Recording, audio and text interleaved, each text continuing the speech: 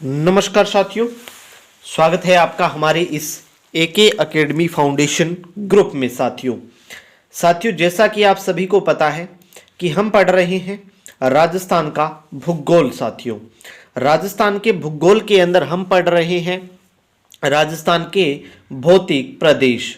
Already हमारी classes जो है वो 10 क्लासेस हो चुकी है। 10 क्लासेस जिन लोगों ने भी नहीं देखी है, एक बार उन लोगों से निवेदन है कि वो एक बार जा करके क्लास को जरूर देखें। साथियों इसी के साथ हम अपनी क्लासेस को शुरू करते हैं। साथियों मैंने आपसे वादा किया था कि मैं आपके लिए पीपीटी मोड के माध्यम से या किसी भी प्रकार से एक बार राजस्थान का मैप आपको जरूर याद करवाने की कोशिश करूंगा। साथियों तो उसी वायदे को पूरा करते हुए आज हम लेकर के आए हैं आपके लिए राजस्थान के भौतिक प्रदेश मानचित्रों के माध्यम से। साथियों ठीक है, तो इसको क्लास को अपन शुरू करते हैं। साथियों सबसे पहले देखिए साथियों, हम बात करते हैं राजस्थान के जिलों के बारे में। राजस्थान के अंदर कुल कितने जिले हैं? तो राजस्थान के अंदर कुल कितने जिले हैं? राजस्थान में कुल 33 जिले आते हैं। साथियों कुल कितने जिले आते हैं? 33 जिले आते हैं।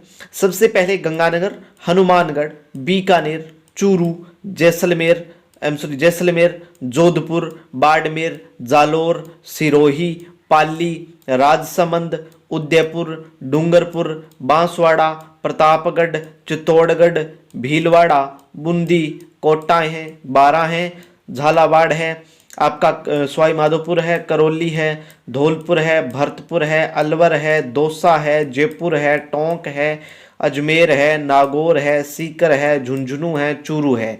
तो ये आपके क्या आते हैं? राजस्थान के कुल 33 जिले आते हैं। दूसरी बात, राजस्थान में कुल कितने संभाग है?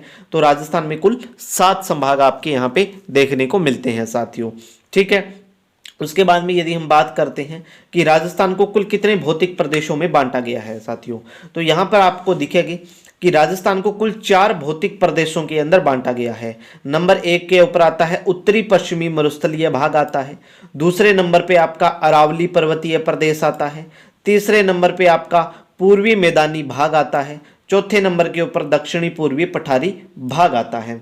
सबसे बड़ा जो भाग है उत्तरी पश्चिमी मरुस्थल है। उत्तरी पश्चिमी मरुस्थल की बात करते हैं तो उत्तरी पश्चिमी मरुस्थल जो है आपका कहां से कहां तक है? तो ये आपको जो येलो कलर का भाग दिखाई दे रहा है ना, ये पूरा का पूरा उत्तरी पश्चिमी मरुस्थल के अंतर्गत आता है। उसके बाद में ये जो हरा हरा दिखाई दे रहा है इसको बोलते हैं अरावली पर्वतीय प्रदेश के नाम से जाना जाता है। कौन से? अरावली पर्वतीय प्रदेश से। और ये जो आपको ब्लू कलर का जो एरिया दिखाई दे रहा है इसको बोलते हैं पूर्वी मैदानी भाग बोलते हैं। और ये जो आपको एरिया दिखाई दे रहा है इसको बोला जाता है दक्षिणी पूर्वी पठारी प्रदेश के नाम से।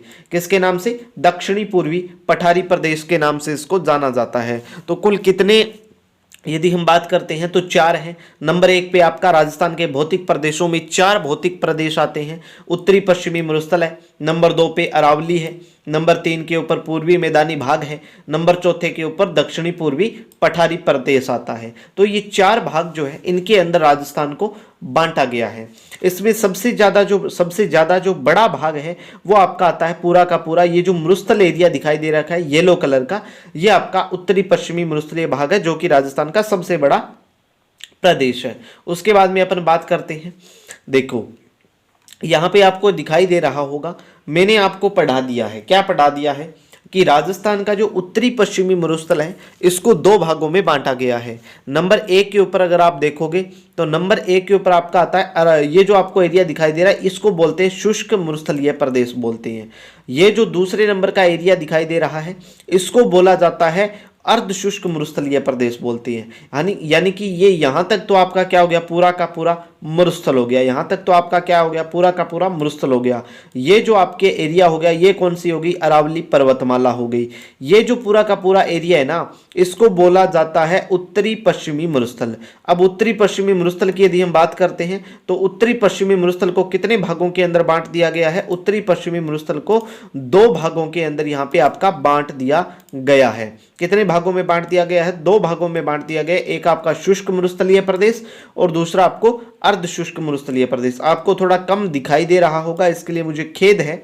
ठीक है, तो अब आपकी यदि हम बात करें शुष्क मरुस्थलीय प्रदेश की, शुष्क मरुस्थल और अर्ध शुष्क मरुस्थल को बांटने का कार्य कौन सी रेखा करती है? आप मुझे बता सकते हो कमेंट के अंदर, अगर बता सकते हो तो कमेंट करें। ठीक है, ये जो आपको सीमा रेखा दिखाई दे रही है इसको बोला जाता है 25 सेंटीमीटर समवर्षा रेखा। क्या बोलते हैं इसको? 25 सेंटीमीटर समवर्षा रेखा के नाम से इसको जाना जाता है। ठीक है, अब 25 सेंटीमीटर समवर्षा रेखा जो है ये मरुस्थल को दो भागों में बांटने का कार्य करती है। 25 सेंटीमीटर समवर्षा रेखा के पश्चिम की ओर जो है, पश्चिम की ओर आपका कौन सा शुष्क मरुस्थलीय प्रदेश है, और इसके जो पूर्व का जो क्षेत्र है इसकी तरफ है अर्ध शुष्क मरुस्थलीय प्रदेश आता है।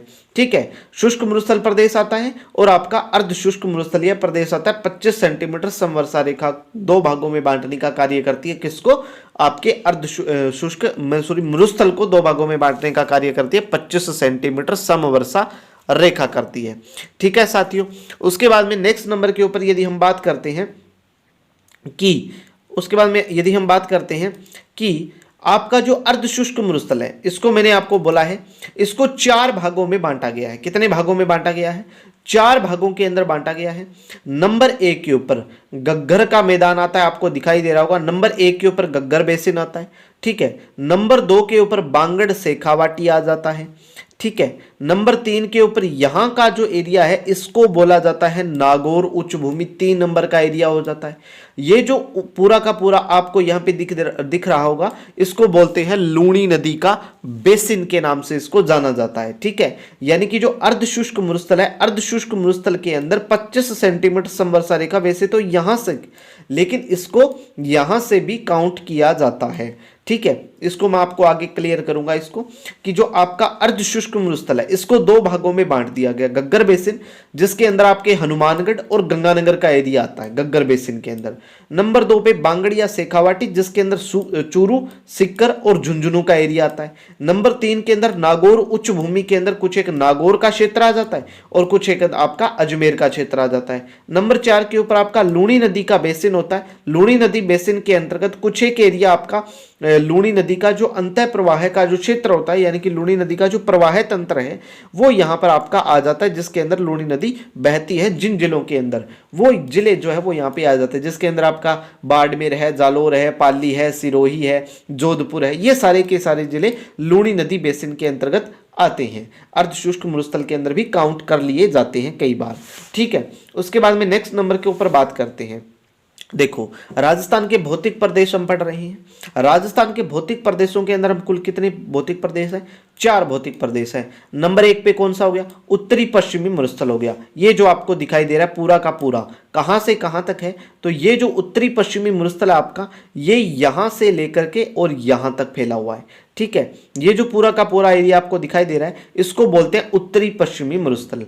और उसके बाद में नंबर 2 के ऊपर बात करते हैं तो ये जो आपको एरिया दिखाई दे रहा है इस एरिया को बोला जाता है अरावली पर्वतीय प्रदेश के नाम से इसको जाना जाता है। किस नाम से जाना जाता है? इसको अरावली पर्वतीय प्रदेश के नाम से जाना जाता है। उसके बाद में ये जो ब्लू कलर का एरिया आपको पूरा का पूरा यहाँ पे दिखाई दे रहा है, ये जो एरिया है इसको बोला जाता है आपके पूर्वी मैदानी प्रदेश, यानी कि ये कौन सा हो गया? 3 नंबर पे हो गया है ना, पूर्वी मैदानी प्रदेश। और ये जो एरिया हो गया आपके, ये जो इतना का एरिया हो जाता है इसको बोल दिया जाता है यहाँ पे कुछ एक बोला जाता है 4 नंबर का एरिया है जिसको बोलते हैं दक्षिणी पूर्वी पठारी प्रदेश। ठीक है, क्या बोलते हैं इसको? दक्षिणी पूर्वी पठार। तो नंबर 1 पे उत्तरी पश्चिमी मरुस्थल, नंबर 2 पे अरावली पर्वतमाला, नंबर 3 पे पूर्वी मैदानी प्रदेश, नंबर 4 पे दक्षिणी पूर्वी पठारी प्रदेश हो जाता है। ठीक है, उसके बाद में यदि आप देखोगे, ठीक है, यहां पर अगर आप देखोगे तो आपको दिखाई देगा कि यहां पे ये 4 कलर दिए गए, ये है तो मरुस्थल का भाग ही, लेकिन ये यहाँ पे अलग दिख रहा है, आपको दिखाई दे रहा होगा। ये जो एरिया है ये अलग दिख रहा होगा, दिख रहा है ना? तो इसका मतलब क्या है? इसका मतलब ये है कि आपका ये जो पूरा का पूरा एरिया है ये अर्ध शुष्क मरुस्थल के अंदर काउंट किया जाता है। किस मरुस्थल के अंदर काउंट किया जाता है? अर्ध शुष्क मरुस्थल के अंदर काउंट किया जाता है साथियों। ठीक है, अब अर्ध शुष्क मरुस्थल के अंदर इसको काउंट कर लिया जाता है, कोई दिक्कत नहीं है। अब अर्ध शुष्क मरुस्थल को आगे कितने भागों में डिवाइड किया गया है? 4 भागों के अंदर इसको डिवाइड किया गया है। नंबर 1 पे ये जो आपको एरिया दिखाई दे रहा है इसको बोलते हैं गग्गर बेसिन के नाम से। ठीक है। नंबर 2 के ऊपर ये जो आपको एरिया दिखाई दे रहा है इसको बोला जाता है शेखावाटी प्रदेश या बांगड़ प्रदेश के नाम से जाना जाता है।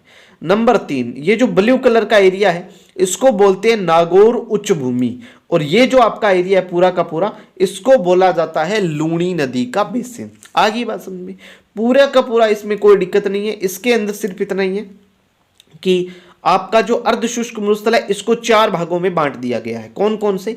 सबसे पहले गग्गर बेसिन, नंबर 2 के ऊपर आपका आता है शेखावाटी प्रदेश, नंबर 3 के ऊपर आपका आता है नागौर उच्च भूमि, नंबर 4 पे आता है लूणी नदी का बेसिन आता है साथियों। कौन सा आता है? लूणी नदी का बेसिन आता है। ये आपके अर्धशुष्क मरुस्थल का भाग हो गया। उसके बाद में ये जो एरिया हो जाता है यहाँ पे आपका, इसको बोला जाता है शुष्क मरुस्थल। शुष्क मरुस्थल के अंदर आपका बीकानेर है। देखो यहाँ पे कौन कौन से जिले हो जाते हैं, कुछ एक गंगानगर का एरिया हो गया, कुछ एक बीकानेर यहाँ पे आपका हो गया। उसके बाद में ये जैसलमेर हो गया, ये बाड़मेर हो जाता है। बाड़मेर के बाद में ये आपका जोधपुर हो जाता है। जोधपुर के अंदर भी कुछ एक नागौर का एरिया है, कुछ एक आपका हनुमानगढ़ और चूरू का एरिया भी इसके अंतर्गत काउंट कर लिया जाता है। तो ये भी किसके अंतर्गत आते हैं? शुष्क मरुस्थल के अंतर्गत ही काउंट किए जाते हैं। तो ये आपके क्या हो जाते हैं? राजस्थान के भौतिक प्रदेश हो जाते हैं मानचित्रों के माध्यम से साथियों। ठीक है, तो आज के लिए मैं समझता हूं कि आपके लिए ये जानकारी पर्याप्त होगी। अगर आपको हमारा ये प्रयास अच्छा लगे तो आप हमारे चैनल को सब्सक्राइब करें, बेल आइकन को प्रेस करें और कमेंट करके हमें जरूर बताएं कि आपको हमारा ये प्रयास कैसा लगा। तो इसी के साथ साथियों धन्यवाद। जय हिंद, जय भारत साथियों।